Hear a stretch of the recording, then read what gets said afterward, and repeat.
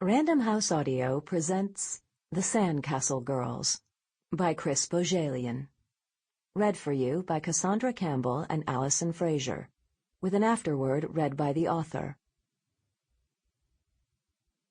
We shot our heretical need to see the horror of the past through a wide-angled lens.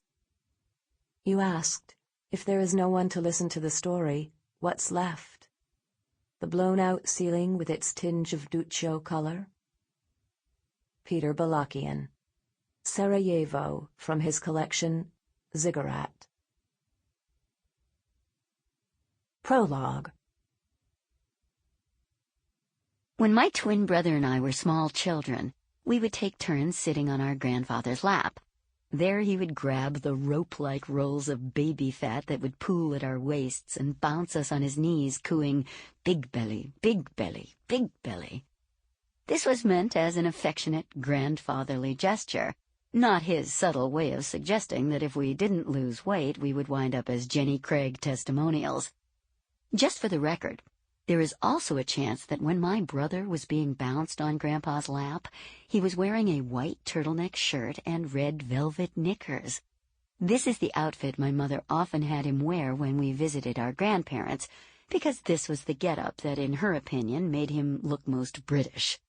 And he had to look British, since she was going to make him sing the 1965 Herman's Hermits pop hit, "I'm Henry VIII, I Am." The song had been popular 4 years earlier when she'd given birth to us, and in some disturbingly Oedipal fashion, she had come to view it as their song. Yup, a fat kid in red velvet knickers singing Herman's Hermits with a bad British accent. How is it that no one beat him up? I, in turn, would be expected to sing Both Sides Now, which was marginally more timely. The song had been popular only a year earlier, in 1968, though not really any more appropriate. I was 4 years old and had no opinions at all on Love's Illusions. But I did, despite the great dollops of Armenian DNA inside me, have waves of blonde spit curls, and so my mother fixated on the lyric, "Bows and flows of angel hair." I wore a blue miniskirt and white patent leather go-go boots.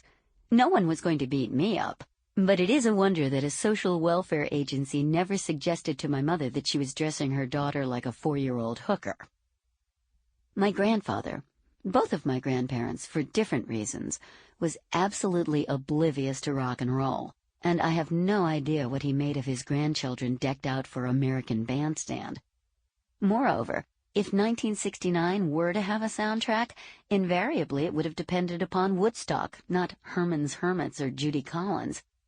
Nevertheless, the only music I recall at my grandparents' house that year, other than my brother's traumatizing refrain, "Everyone was an Enery," was the sound of the oud when my grandfather would play Armenian folk songs or strum it like a madman while my aunt belly danced for all of us. And why my aunt was belly dancing remains a mystery to me. The only time Armenian girls belly danced was when they were commandeered into a sheik's harem, and it was a choice of dying in the desert or accepting the tattoos and learning to shimmy. Trust me, you will never see an Armenian girl belly dancing on So You Think You Can Dance. Regardless, the belly dancing, as well as my grandfather's affection for his chubby grandchildren, does suggest that their house existed beneath a canopy of playfulness and good cheer. Sometimes it did, but equally often there was an aura of sadness, secrets, and wistfulness. Even as a child, I detected the subterranean currents of loss when I would visit. That belly dancing may also give you the impression that my childhood was rather exotic. It wasn't. Most of my childhood was unexceptionably suburban, either in a Tony commuter enclave outside of Manhattan or in Miami, Florida. But my grandparents' house was different.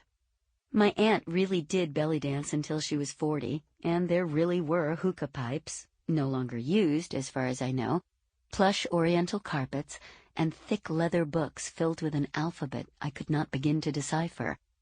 There was always the enveloping aroma of cooked lamb and mint, because my grandfather insisted on lamb chops even for breakfast. Lamb chops and a massive cereal bowl filled with frosted flakes and Cocoa Puffs, eaten with yogurt instead of milk. My grandfather loved American cereal, a culinary quirk that my grandmother embraced because it made her life easier. After sautéing the morning chop, my grandmother would refer to my grandfather's breakfast as a king meal. My sense early on was that anything with lamb was a king meal. And yet, despite their beginning the day with a big bowl of Cocoa Puffs, there was also a relentless formality to the house. My grandfather was an immigrant who, like many immigrants from the early part of the 20th century, never quite mastered the art of WASP casual cool. He was the polar opposite of his Presbyterian in-laws from Boston and the genetic wellspring of my blonde hair. Until he was a dying, bedridden old man and his wardrobe had shrunk to pajamas and a Scotch plaid bathrobe, I never saw him wearing anything but a shirt and a vest and a tie. He might strip off his jacket when he would play his beloved oud, or trim the hedges, or clean the oil burner in the basement, but he was still very likely to be wearing a white dress shirt. This is a guy who never owned a V-neck tennis sweater.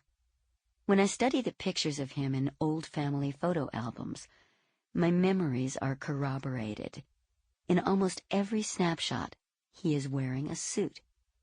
There is even a series of him on vacation at a bungalow by a lake in upstate New York, sitting with his legs extended into the tall grass before him, his back against a picnic table, wearing a gray pinstripe business suit.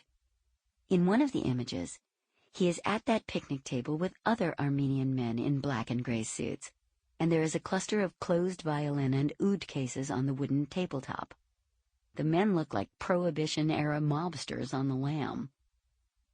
And it is interesting that even in 1928, when he was building the elegant brick house in a New York City suburb that may have been my favorite of all the houses anyone in my extended family ever lived in when I was growing up, he looked almost as bald as the very old man I knew in the late 1960s and early 1970s. I presumed until he died in 1976, and my father corrected me at his father's funeral, that the man I called Grandpa had been born a senior citizen. "No, Laura," my father said. He wasn't born old. That evening, when we returned home to Bronxville after the reception that followed the interment, my father, for the first time, told me small bits and pieces of my grandparents' youth. Soon my grandmother would tell me more. And so while I have begun this story with a moment from 1969, the reality is that I could have begun in 1976. Or, like all Armenian stories, I could have begun it more than half a century earlier. I could have begun it in 1915. 1915 is the year of the slaughter you know next to nothing about. The anniversary of its commencement, its centennial, is nearing. If you are not Armenian, you probably know little about the deportations and the massacres, the death of 1.5 million civilians. Mids Yeghern, the Great Catastrophe. It's not taught much in school, and it's not the sort of thing most of us read before going to bed. And yet to understand my grandparents, some basics would help. Imagine an oversized paperback book with a black and yellow cover, The Armenian Genocide for Dummies, or perhaps an after-school special. Years ago, I tried to write about it, never even mentioning my grandparents, and that manuscript exists only in the archives of my alma mater, where my papers are stored. I was never happy with that book and never even shared it with my editor. Only my husband read it, and he came to precisely the same conclusion that I did. The book was a train wreck. Didn't work in the slightest. It was too cold, too distant. Instead, he said, I should have shamelessly commandeered my grandparents' history. After all, they had been there. He didn't know the details of their story then. Neither did I. Once we knew the truth, years later, he would change his mind about whether I had the moral authority to exploit their particular horror.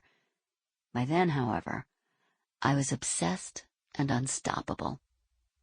And so now I am indeed telling their stories, once more focusing on a corner of Sample complete. Ready to continue?